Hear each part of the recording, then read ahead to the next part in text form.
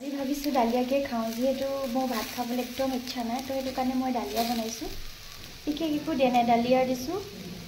তাৰপিছত আকৌ মুগ দাল মচুৰ দাল আৰু অলপ মগু আছিলে গজালি মেলা সেই তাকে আৰু নিমখ দিছোঁ অলপমান তাৰপিছত আৰু ৰং দিছোঁ সেই তেনেকৈ আৰু চিম্পলকৈ এয়া হৈছে আৰু মোৰ ডালিয়া খিচিৰি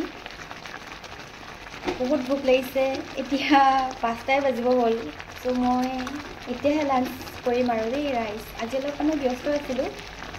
তো সেয়াই আৰু আজি ভাত খাবলৈ একদম ইচ্ছা নাই সেইকাৰণে বোলো ডালিয়া খিচিৰিকে খাওঁ ফাইনেলি হৈ গ'ল মোৰ ডালিয়া খিচিৰি বহুত চিম্পুলত বনাইছোঁ যিহেতু আদা নহৰু ৰচুন একো ব্যৱহাৰ কৰা নাই আৰু ঘিত বনাইছোঁ অকণমান জিৰা আৰু আপোনাৰ আজৱাইন দি পিনে